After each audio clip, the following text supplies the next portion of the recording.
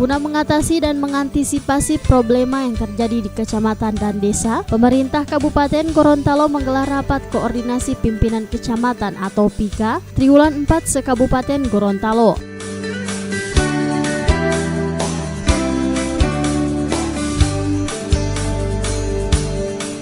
Rapat tersebut dihadiri dan dipimpin langsung oleh Bupati Gorontalo Profesor Dr. Insinyur Haji Nelson Pomalingo MPD dan turut dihadiri Wakapolres Limboto, Kejari Kabupaten Gorontalo, Kepala Bawaslu, Ketua KPU, Kasat Pol PP Kabupaten Gorontalo, serta camat se-Kabupaten Gorontalo.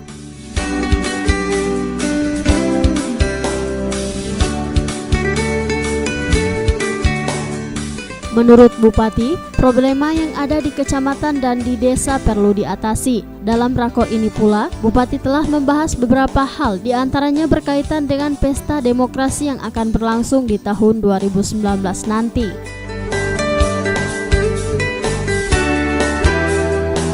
Ya, hari ini kita melaksanakan rapat PIKA karena kita tahu bersama bahwa problema ini berada di kecamatan dan desa. Karena itu yang mengatasi tidak hanya tingkat kabupaten tapi juga tingkat kecamatan dan desa. Jadi dirumuskan beberapa hal kaitannya dengan pemilu, karena ini adalah pesta demokrasi kita yang harus disukseskan. Kami melihat perkembangan yang baik, beberapa hal kita bersama. Dan kedua, pemilihan presiden juga kita sudah siapkan antisipasinya. Kemudian yang ketiga, sekarang ini kan masalah banjir, musim hujan dan sebagainya juga kita lakukan pembahasannya. Kemudian yang keempat kaitannya dengan hal-hal yang berkembang seperti pasar dan sebagainya kita terus bicarakan, termasuk masalah yang lain, contohnya narkoba dan sebagainya. Keluhan kompleks yang di tingkat desa itu apa sekarang menghadapi pemilu? Pertama masalah pemahaman aturan karena kaitannya dengan pemasangan baliho dan sebagainya. Kemudian yang kedua kaitannya juga masih aturan juga, yaitu keterlibatan di dalam kegiatan-kegiatan kampanye dan sebagainya. Nah, ini kadang-kala diundang di mana dan seterusnya terutama apa. Ini yang menjadi sehingga tadi saya sudah menyampaikan bahwa berarti perlu ada sosialisasi kepada desa. Nanti desa juga kan ada ini apa namanya kegiatan dengan desa mungkin KPU dengan masih.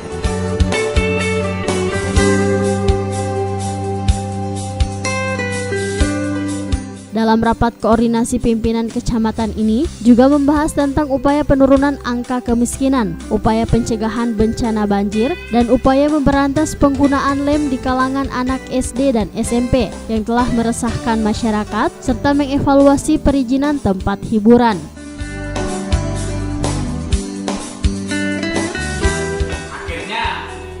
Klausul pasal itu dilakukan gugatan judicial review ke Mahkamah Konstitusi. Dan berdasarkan proses persidangan di MK memberikan putusan.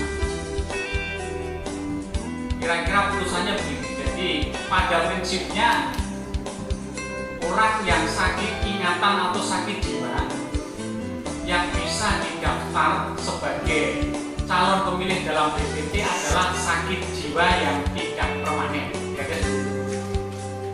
Nah, saya akan kaji dari aspek hukum. Dari aspek kebetulan saya Muslim, secara hukum Islam itu kalau tidak keliru adalah salah satu dalil. Orang yang dibebaskan dari kewajiban antara lain satu, anak kecil sampai akil balik, dia nggak punya dosa, nggak punya apa, nggak punya wajib apa-apa. Dua, orang tidur sampai bangun, nggak punya kewajiban. Lupa sholat nggak apa-apa, asal nggak pura-pura tidur. Pura-pura tidur lah yang cerita. Dan yang ketiga adalah orang gila sampai dia sembuh.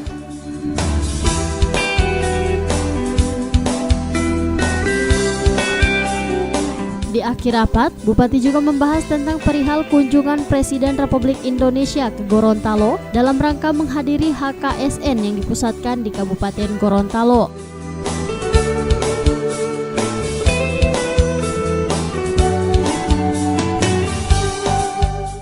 Tim Liputan Advertorial Mimosa TV.